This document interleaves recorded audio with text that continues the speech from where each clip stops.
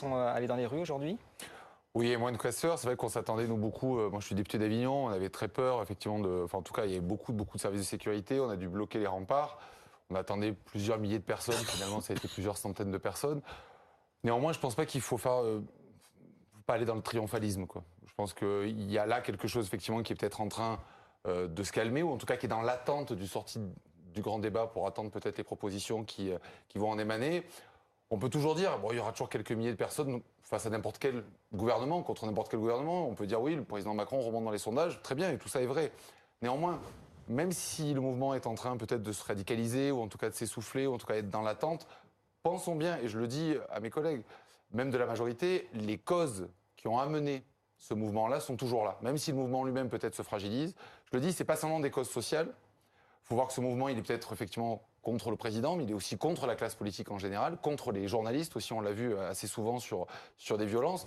Donc pensons aussi qu'on n'y répondra pas uniquement qu'avec des mesures sociales, même si je trouve que les mesures qui ont été annoncées sur les 10 milliards en fin d'année étaient une bonne chose.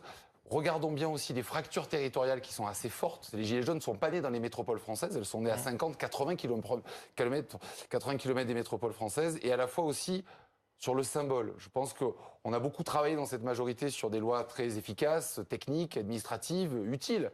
Mais peut-être qu'on a peut-être délaissé le symbole et qu'aujourd'hui, il faut aussi revenir sur raconter l'histoire de la politique, quel demain on veut partager par tous, et pas simplement effectivement des mesures concrètes, mais aussi raconter, j'allais dire, un corpus idéologique peut-être plus vaste. Constance Le Gris, votre regard sur cette journée, on a l'impression d'être dans une parenthèse, un entre-deux, dans l'attentisme. C'est tout à fait ça. D'abord, je rends hommage encore une fois aux forces de l'ordre, qui depuis plus de 4 mois maintenant font face à une épreuve qui est quand même tout à fait inédite dans notre pays par sa durée, par son ampleur, et je les remercie de leur professionnalisme. Et il est vrai qu'il n'y a pas eu de violence parce qu'il n'y a pas eu d'affrontement aujourd'hui, parce que globalement les Black Blocs et les casseurs n'étaient pas là.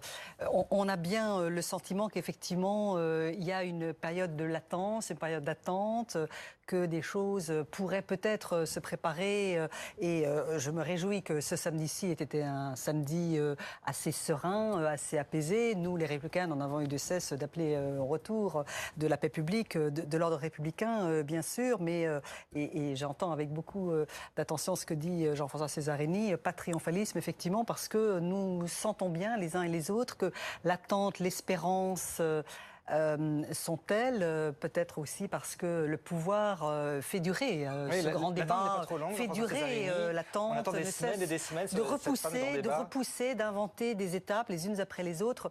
Ça s'effiloche, ça s'étire, ça s'étale, voilà, et on sent bien quand même qu'il y a un moment ou un autre le temps après le débat, la concertation, du passage à l'acte et du passage à la prise de décision. Le grand débat est fini, Emmanuel Macron va encore faire des grands débats en Corse et en Bretagne. Plusieurs choses là-dessus. Déjà, la semaine prochaine, on aura un grand débat au sein de l'hémicycle. Tout à fait, j'y prendrai ma part pour ce qui me concerne, bien sûr. Dès mardi, donc il y a quand même quelque chose qui va arriver assez vite.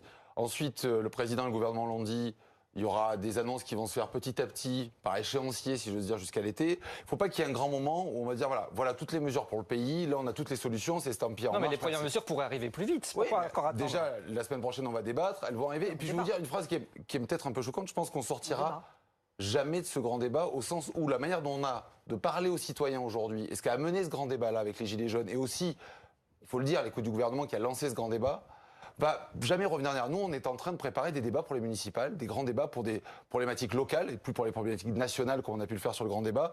Je crois que cette manière-là, cette horizontalité qu'ont demandé un peu les citoyens, c'est quelque chose sur lequel on ne reviendra pas en arrière. Et c'est plutôt une bonne chose. Ça veut dire qu'aujourd'hui, on va plus co-décider politiquement ce qu'on faisait avant. Donc il y aura des annonces qui vont être faites petit à petit jusqu'à l'été, mais je pense que même après, ça va continuer. Il ne faut pas y voir, j'allais dire, comme le grand soir du grand débat. Ça sort, d'un coup, la France va être un paradis dans 2 mois. Je pense que ce serait idiot de le dire. Mais voilà. C'est quand même très étonnant. C'est une prise de risque très forte de la part de l'exécutif et de la majorité. Parce que si, effectivement, et on entend cette musique qui est en train de s'installer, la clôture de grand débat se traduit par des mesurettes qui sont prises pendant des semaines, au fil de l'eau. Je pense qu'à l'automne... Par-delà l'échéance européenne, je pense que, enfin, des mesurettes, ou même des mesures fortes, d'ailleurs. Mais si elles ne se traduisent pas par un moment très fort où véritablement le président de la République, comme il l'a dit lui-même dans sa lettre aux Français mi-janvier, lorsqu'il a annoncé le grand débat national, il a dit on va transformer la colère en solution. Mais le temps des solutions est venu. Les Français n'attendent pas d'un président philosophe qui débat pendant des dizaines d'heures avec les Français.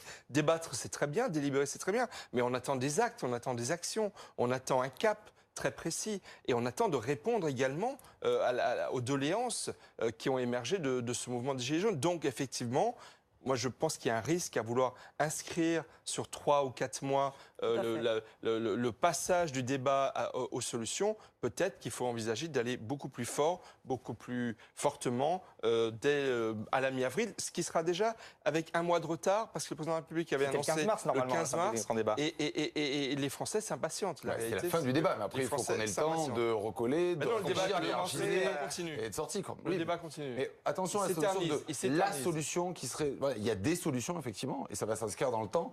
Et il faut être un peu plus réformiste, là, que penser au grand soir. Constance Grip, qu'est-ce que vous voyez, vous, comme solution? Qu'est-ce qui pourrait être amené? Qu'est-ce qu'attendent les Français? Nous, les Républicains, on s'est inscrits parce qu'on avait compris qu'il était venu le temps de prendre part de manière constructive à ce grand débat national. On s'était inscrits dans cette logique de débat, de contribution, de proposition. Donc nous avons fait des propositions en matière fiscale, en matière sociale, sur un certain nombre de sujets.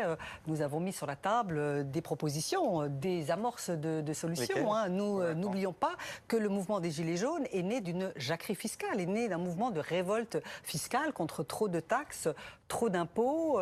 La colère, elle a été avant tout une colère fiscale. Et puis ensuite, comme il y a eu longtemps le sentiment... de baisser encore les impôts, si on fait des économies, bien sûr, si on fait des économies, c'est toujours pareil. On sait bien qu'on est quand même un pays qui croule sous le poids des prélèvements obligatoires, si on se compare avec les autres grandes démocraties européennes. Et le gouvernement a annoncé une réforme de la fonction publique cette semaine. On fait des économies sur les fonctionnaires. Ça fait partie d'une stratégie également on fait des économies. De modèle. Il ne s'agit pas de faire des économies avec des coupes aveugles et, je dirais, sans logique. Enfin, on peut quand même réfléchir, si on a engagé un mouvement de déconcentration puis un mouvement de décentralisation, à ne pas avoir à l'échelon national, dans les administrations nationales, toujours autant de fonctionnaires. Je rappelle que, par exemple, sous le quinquennat de Nicolas Sarkozy, on avait commencé à mettre en place le non-remplacement d'un fonctionnaire sur 2 partant à la retraite. Ça n'était pas d'une brutalité inouïe, mais force est de constater que Emmanuel Macron avait promis dans sa campagne électorale également de mettre en place une politique de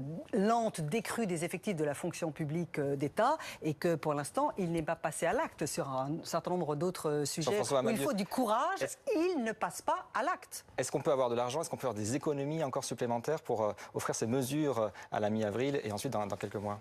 Oui, naturellement.